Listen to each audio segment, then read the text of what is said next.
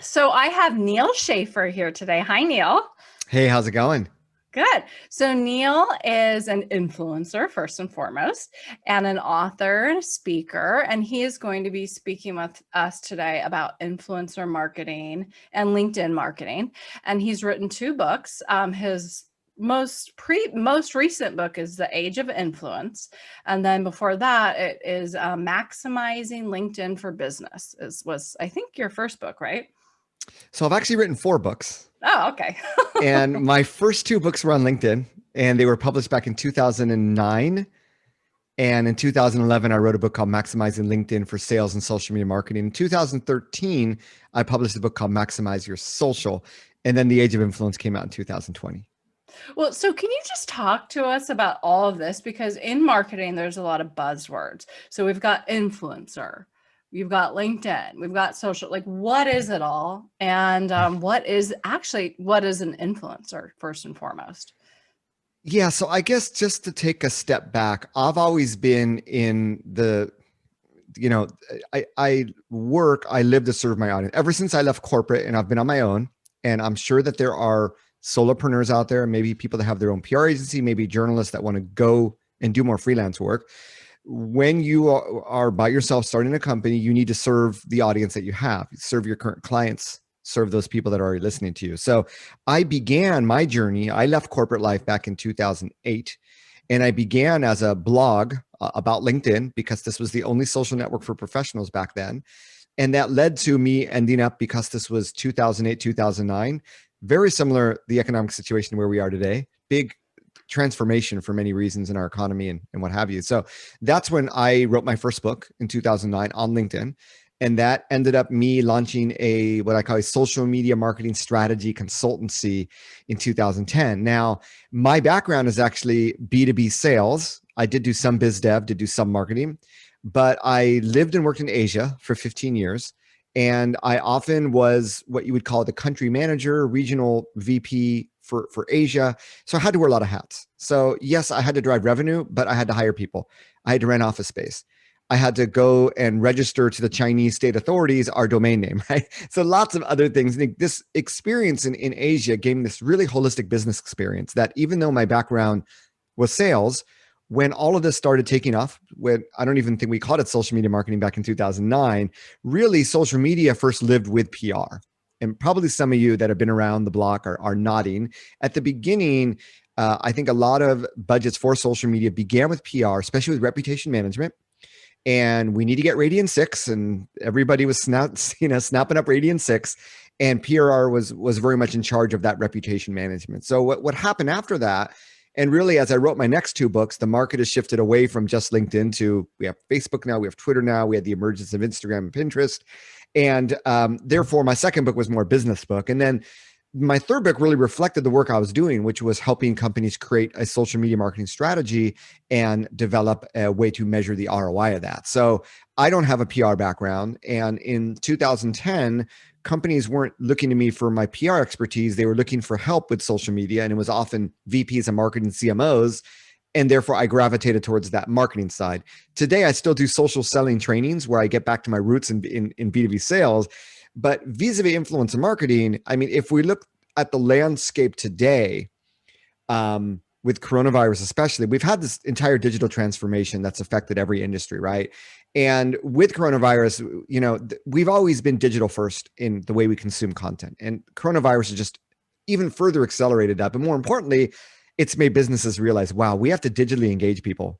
Like if we're not doing that, we're invisible. So Well, when, so let's go back because okay. this is a lot, And and then I we'll get to won't influencer marketing. But yeah, remember that's sort of the because background. And I want to mention the sales, and I want to mention influencer marketing, and I want to mention public relations, because the three things that are in common here is it's a one-to-one relationship, right? Marketing is inevitably one-to-many, and it's often driven by immediately measurable ROI. PR, there's ROI as well. I mean, goodwill is intangible asset, right? But when you have relationships with them, they are relationships. I think of, regardless of the political spectrum, I think of the vice presidential debate last night and Kamala Harris saying, Joe Biden told me that foreign relations is all about relationships. It's all about making friends, sticking true to your word, helping people. And influencer marketing is all about relationships as well. So I'm now telling marketers, if you don't have the time to create individual relationships one-on-one, maybe you should involve your PR team. And I actually think the same with how journalists found a new beginning with content marketing. I believe that influencer marketing gives the potential for PR professionals to have a similar new area in which I honestly think they could significantly contribute to the success of whatever company they're working for in that area. So I'll Yeah, take a so step back now. PR, okay, so there's a lot here. So Yeah, PR and influencer marketing has a lot of similarities, and I do want to talk about that. But sure. I want to go back to your earlier experience in Asia. Sounds like you were running companies or groups, right? So how did social media and LinkedIn per se, whatever was around then, how did that come into play for you there? It didn't. This was entirely before social media. I was one of the first million members of LinkedIn because I was involved in a Silicon Valley, company. So it was high tech. And I think a lot of the LinkedIn early adopters were high tech. So it was some business development guy. I don't even know where he got my, my email. But anyway, I got an invite. I joined, really didn't do anything with it. It was when I was in transition for the first time in 2008, when I was back in Southern California, no local network, no industry network. It's like, I got to do something networking wise. And that's where I really tapped in LinkedIn. But what was interesting is that later on in January 2010, I was negotiating my first business contract. I had formed an LLC. At the same time, I had a job offer for director of business development APAC for a high tech company. And they were 20 something, co-founders who were married. And they said, Neal, if you want to work here, you got to unplug from social media. It's not going to help you do your job. And it's like, okay, this is the fork in the road, right? And that's where I decided that I just thought there was way too much upside with social media. So yes, that is, my professional career really is before social media because it's just not at the mass scale it is today.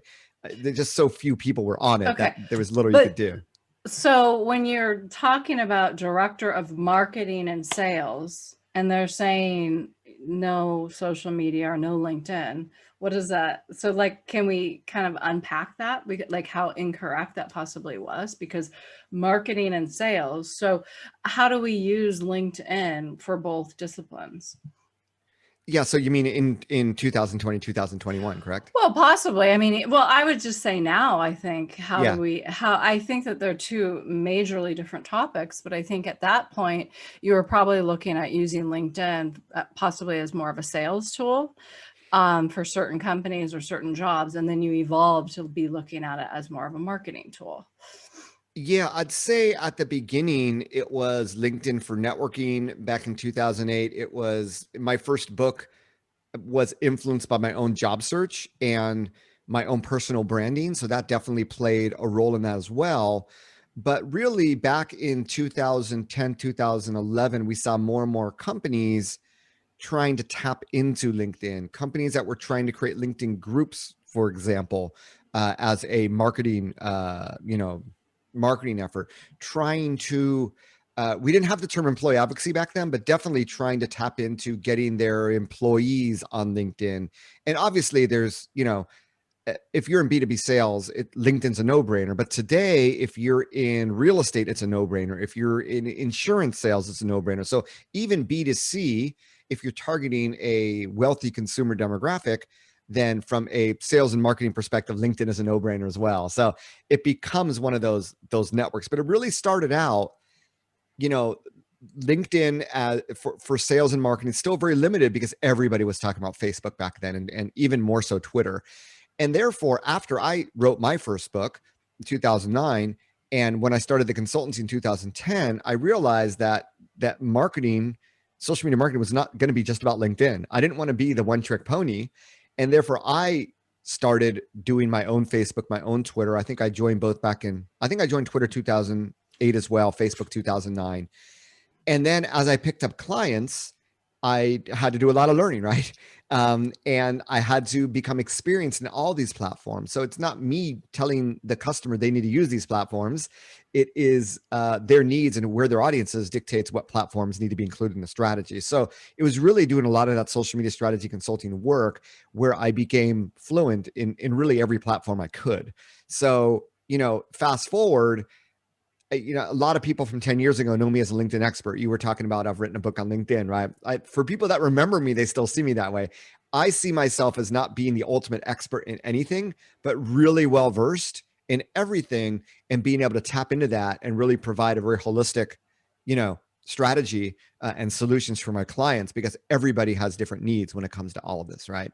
So that's where, LinkedIn came in. And then obviously Facebook, Twitter were heavily marketing focused, not sales focused at all. Today, there's a little bit of Facebook for sales, but still primarily marketing. And then obviously we have the emergence of Instagram, which has taken over Facebook for a lot of companies. We have TikTok emerging. We've had Snapchat. Pinterest is sort of out there for e-commerce for female demographics. So it's all, we've had blogging, we've had YouTube, we've had content marketing, and we've had influencer marketing. So what And is influencer marketing? so influencer marketing has been around for a long time. Influencer marketing really has emerged. It's the digital equivalent to a celebrity endorsement, right? And in my book, I think The Age of Influence, I think the first chapter or the first two chapters, I go into the history of this, right? That it's actually that concept of tapping into someone that's famous and then promoting your brand. It's Charlie Chaplin, it's Babe Ruth, and silent films and radio commercials, and then obviously the TV commercial. And even today we still have that. But it's So changed. I just want to be clear. A yeah, lot of PR people, there's kind of a rumor going around that we're not interested in influencer marketing. So I just want to okay. preface this that it has changed. So It's changed because the consumer, how we consume content's changed. So if we can ignore the fact that we have an internet, then yeah, we can go back and do business as usual. But it has changed. And the analogy I like to give, when I was growing up, when I was in high school, I'm going to age myself here, Top Gun came out. And the next week, one of my good friends showed up at school in high school, riding a motorcycle with a leather jacket and a Tom Cruise haircut. That when I was growing up, the people that influenced my generation were celebrities, right? They were movie stars, they were sports stars, they were musicians. Ask your kids who influences them. They are TikTokers, they're Instagrammers, they're YouTubers. That is a fundamental shift. I mean, unprecedented shift. When the internet emerged, the celebrity endorsement was still strong. And in fact, we can say some of it converted over. But when we get to social media, especially the last 5 years, right? Instagram and YouTube and TikTok and Snapchat as well, I guess you could say, the visual has really changed. What's happened is that brands can still create a Facebook page. They can use ads. They still have mass. Brands can still show up in search results. They have the resources. They can create the content. They can invest in SEO. How many brands are doing podcasts? How many brands are doing YouTube channels? How many brands are doing Instagram channels correctly, right? The reason why people rule these channels is because they're better content creators than brands are. Brands suck at creating content. I will say that again. Brands suck at creating content. Any brand could have invested money to become an influencer. okay, so when you say that, so let's not talk about it. So you're saying that people are influencing these channels. Those people are influencers. So let's talk about who those people are now. They might not be celebrities now. They could be anybody. And I read in your book that you even say that the CEO might not even be an influencer in your company. So then who are they? Okay, so there are influencers and there are digital influencers, right? There might be a CEO who's extremely influential who just is not on social media. So and that is a valid influencer. So what I'm talking about here are we spend more time online. I mean, that's the number one sort of, activity we do as people these days. And when we're online, the number one thing we do is social media, right? So that what I'm talking about is people that are influential in social media.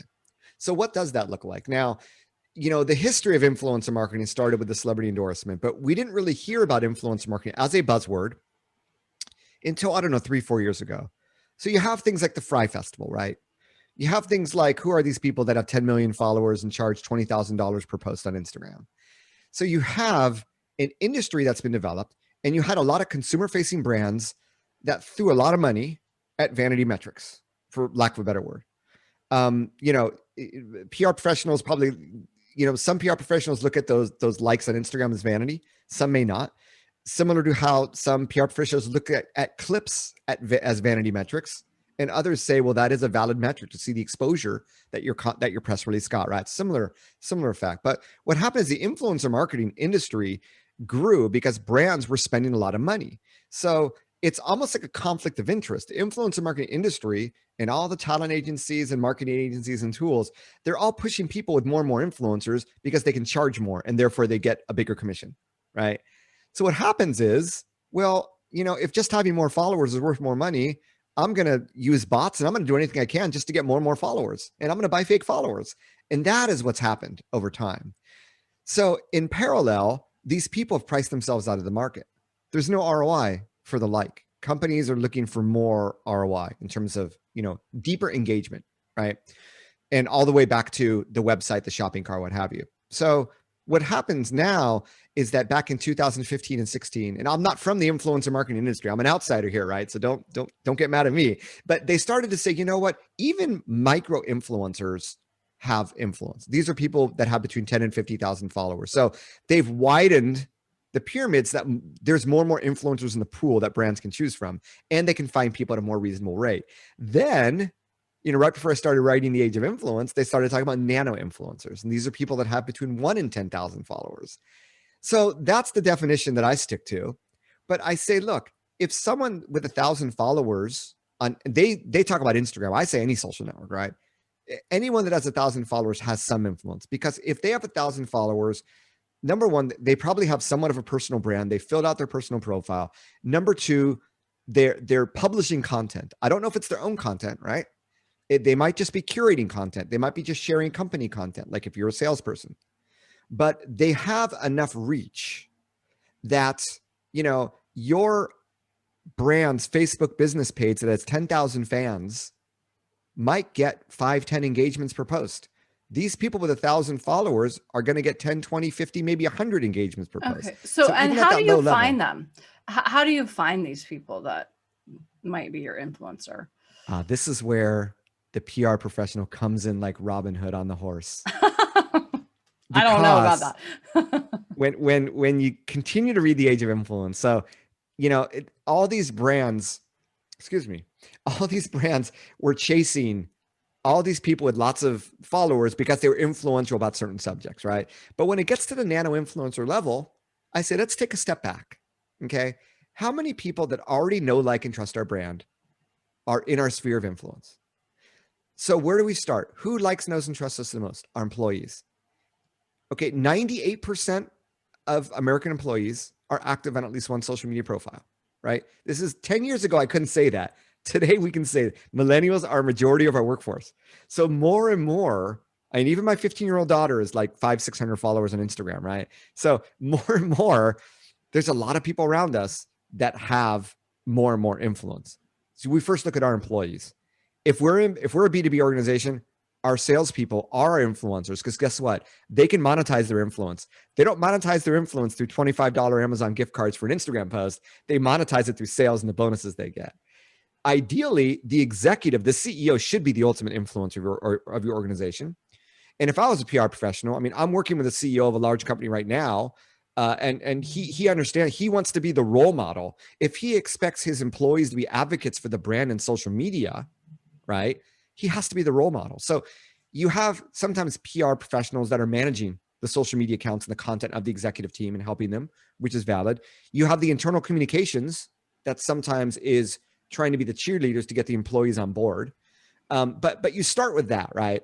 And then you start to branch out. Who are our partners, right? If we have resellers, we have distributors, partners, right? That's another layer of people that, like, they make money every time they get business with our product and service. And then what's exciting for me is we take it out one step further. We look at who are our customers. We literally go into our customer database. There are free, I know as a PR professional, you're thinking, is this really legit? But there are tons of free tools. They're not free tools. They're inexpensive tools that Fortune 500 brands use to take an email address from a customer database and append it with social media information. Append it with an Instagram profile or LinkedIn profile, whatever you want, right? One service that I use that I recommend, because it's called Voila Norbert. Funky name, but great service. Very inexpensive. So now we can see who of our customers are nano influencers. I did this with a hair color company that's a client of mine. And they were taking the opposite approach of reaching out to people and hoping that they would work together. And it's as a PR professional, if you're doing a cold pitch, they don't convert very well. Just like a cold call for sales doesn't convert very well. But they found there were people like 150,000 followers on Instagram, verified profiles that were already customers. That's Yeah. fascinating. Now a marketer, let me just finish with this. The marketer is now saying, how do I reach out to these? What do I say? The PR professional is saying, they're already a customer. I can craft a personalized message and say, hey, we're starting a brand ambassador program. We notice you're one of our customers and you're pretty active in social. How might we be able to collaborate? Do you have 15 minutes for a quick call to chat, right? That's where the PR professional comes in and I think can really drive this forward. Ooh, okay. So now what about consumer versus B2B? Because I'm curious, like the CEO who wants to lead and do a lot of social, is the CEO in a consumer brand or B2B, just for an example? And then of course, let's just talk about how you could possibly leverage this for B2B. I think that it's more, I mean, it could be both, right? If you want your employees to get involved, then it really starts at the top. Now, when it comes to B2C, I don't know how many CEOs are true visual content creators because consumer, in social media, it's visual content primarily. In B2B, it's more textual content, more podcasts, more videos of people talking. So that's where the B2B should be a natural. And one thing that I've found is that with coronavirus and with digital marketing, I think that more and more executive team, they want to have more direct contact with the end customer. And you sort of lose a lot of that digitally, and you sort of want to get it back. You want to be able to communicate directly with the consumer or with the B2B buyer, whatever it is. And that's where the executive team has the ability to do that by just directly. I mean, the CEO that I work with, when he talks, I mean, people subscribe, his employees subscribe to his podcast, right? And for him, it's like, I know that every day there's all sorts of noise out there within the company and different company news and blog posts, but I can be direct and I want everybody in our company to hear this. And when you begin not only to represent your company, but to represent the industry, you now have content that is suitable both internal and external, right? Oh, I love that. Mm-hmm. So that's where I believe that the CEO, especially of B2B, can be more impactful, but even B2C, we've seen Richard Branson, Elon Musk, we can go on and on. But you have to have something to say. You have to feel comfortable on a public stage. It's not for everybody, and I get that. So I wouldn't force it on an executive, but there's huge potential if they join along. Oh, okay. Speaking of B2B, it sounds like, for me, possibly uneducated about this, my brain just goes to LinkedIn. So what do you say about that? Yeah, in terms of social media, B2B is LinkedIn, without a doubt. Every company that's B2B that I work with, that is the first platform of choice. Is number 2 Twitter? Is number 2 Facebook? Is number 2 Instagram? It's usually either Twitter and or Facebook. But yes, you're absolutely right. But there's 2 different ways of looking at this. Is where we take a step out of social media and look at digital media, right? You have social networks, but you also have content mediums. And the notion of yielding more influence is you're probably going to yield more influence in one of the 4 major types of content mediums, either text, which is a blog, visual, imagery, which primarily is Instagram and not limited to. Then you have video, which I consider YouTube. And then you have audio, which is podcast. So whether you want your team to have your employees to have more, or you want to tap into other people's influence, that's really where you need to begin. What content medium will it be? Because that often will decide what social networks you should be more active on than others. So yes, you could be on LinkedIn, but wouldn't it be great if you also had a podcast? So in addition to sharing information on LinkedIn, you could also link back to your podcast. You could also link back to your YouTube video, or you could link back to your company's podcast, your company's YouTube video, in addition to the blog posts. So, and there's so much that you can do. So a maximizer like me, I want to do everything for everybody. So what do you do? How do you narrow it down? Or do you narrow it down? Should you just do it all? Well, if we're talking about individual people, the golden rule here is if you don't enjoy doing it, it's not going to last. Okay. Ooh, okay. You got to be That's passionate good to about know. it. Okay. Yeah. If if you hate TikTok, then stay the heck off it. right? There's Mhm. plenty of other social networks. If you don't like video, don't do video. If you love to speak, do a podcast, right? Do whatever is going to be easiest and whatever is going to last longer, because you don't want to become one of the 50% of podcasts that only go 10 episodes, right? Or the people that go, I'm starting a video channel this year, and then 2 YouTube videos later, you never hear from them. Um, Mhm. as you know, consistency is key, not just because of the way the algorithms work, but it's a competition for attention.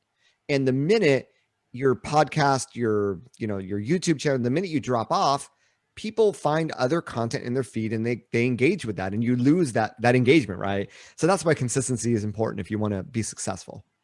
Okay.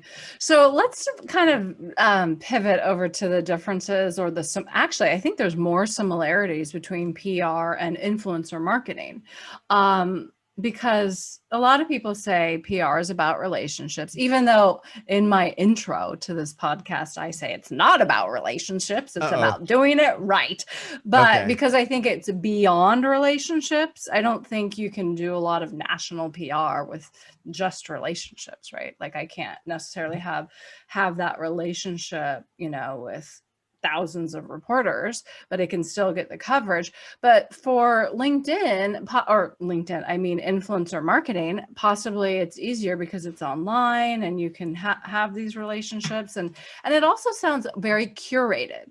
So when I was reading the intro to your book, it sounds like for influencer marketing, we do want to be thoughtful. We want to curate, what we're doing. And the same with PR. We don't blast out emails. It would just go into junk. So we're very thoughtful about what we do as well. Yeah, I just want to throw this out there that, when we think of like media outreach, which is one of the common tasks that we associate with PR, who are the media today? I believe that the influencers are the media and digital media. And I'll just give you one talking point, which is, I work with one of the largest book publishers in the world.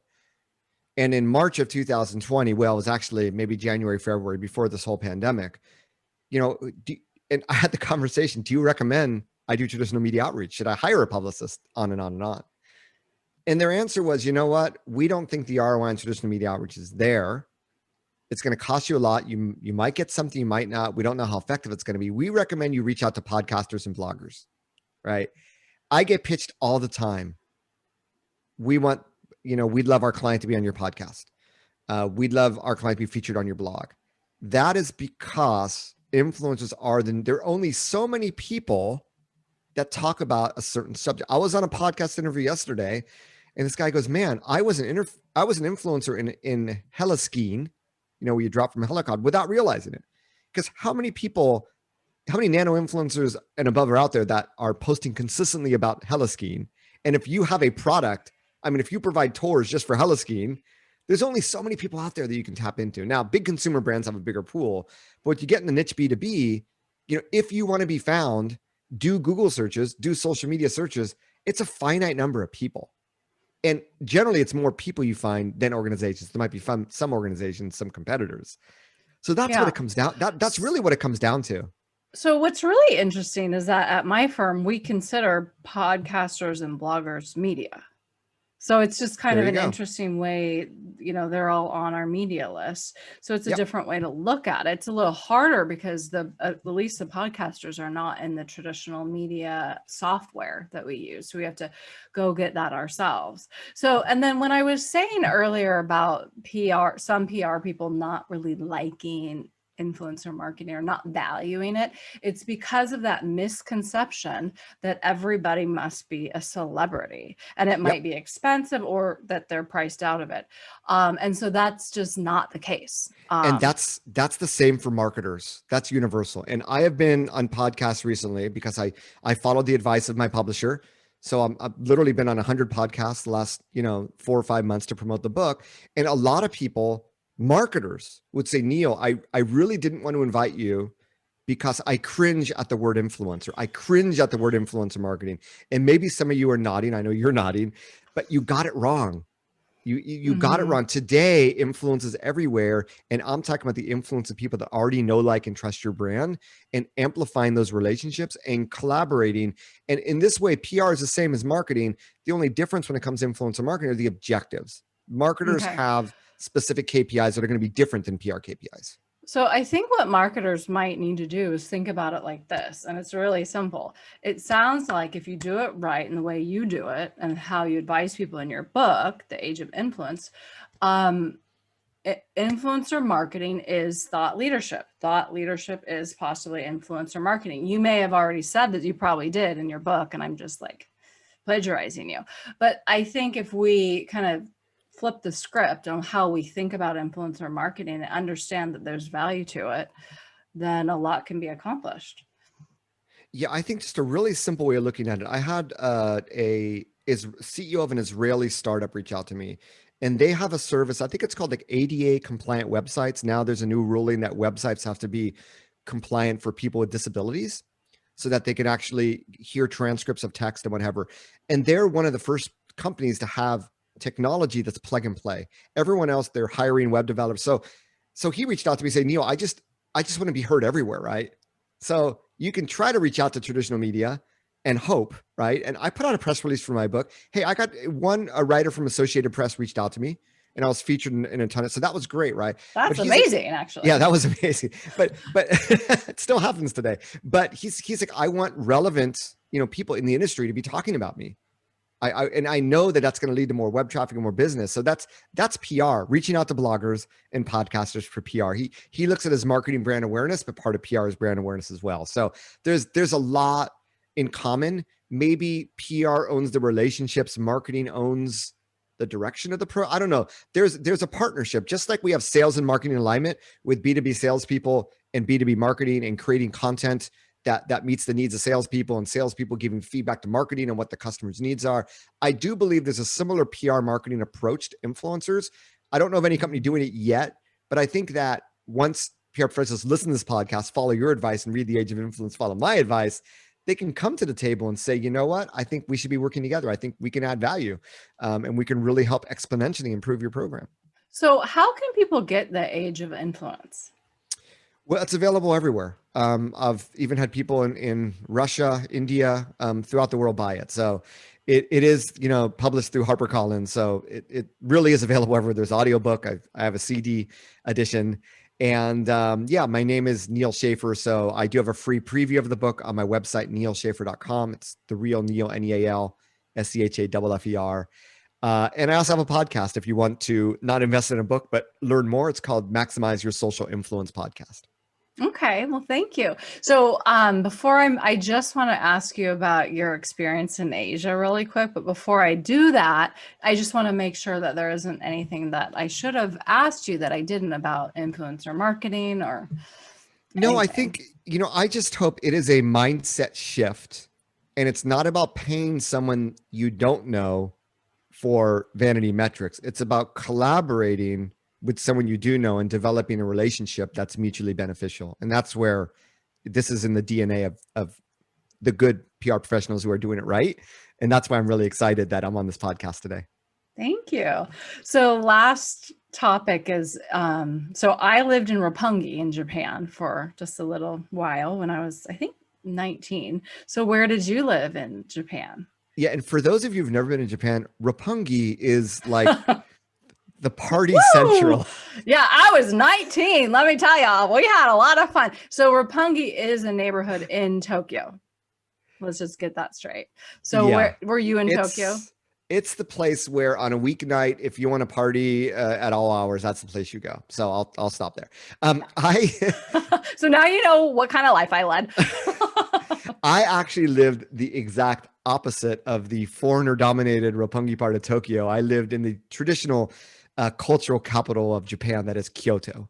And in fact, after Kyoto, living there 9 years, I lived 6 years at the outskirts of Kobe. So I lived in what's called the Western or Kansai part of Japan near Osaka. Never lived in Tokyo. And so my experience was very different. Very few foreigners where I lived, very traditional, different dialects. Kyoto people, Osaka people are just completely different. And yeah, just an amazing experience. And I'm actually going back there in 2 weeks on business with hotel quarantine and everything. But yeah, I work with a lot of Japanese companies, both in Japan and here in the United States. because I am bilingual and I understand their approach to business and what have you. So it's part of my DNA as well. And you were also in China for a while? I first learned Chinese. I did my junior abroad in Beijing.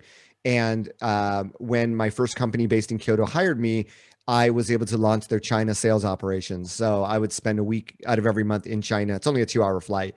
So, we opened up sales operations in Shanghai and then Beijing, Tianjin, and then at their factory in Dalian. So, yeah, Chinese was my first language. And then over time, that switched to Japanese. I have neighbors that are Chinese and we talk in Chinese every now and then, but it's definitely a little bit rusty these days. And then did I read that you said that they're using influencer marketing, or possibly it was LinkedIn, more often than we are? I think Influencer marketing, yeah, in China, in Southeast China. Asia, yeah. Oh, okay. It's One of interesting. the stats I use in the book is I think it's 5 or 6 of the top 10 fashion brands that are sold on Taobao, which is the equivalent of Amazon, for lack of a better analogy. 5 or 6 of the top 10 brands were started by influencers. So when you see Gary Vaynerchuk and K-Swiss, right? This is the type of thing that I think we're going to see more of brands reaching out to influencers saying, and Charlie D'Amelio on TikTok, she's going to have her own brand of everything. That is the ultimate way for influencers to monetize their influence. And it's the greatest way for brands to get in on the action, is to create a line of product for the influence. I think we're going to see a lot more of that, but that's already advanced in China.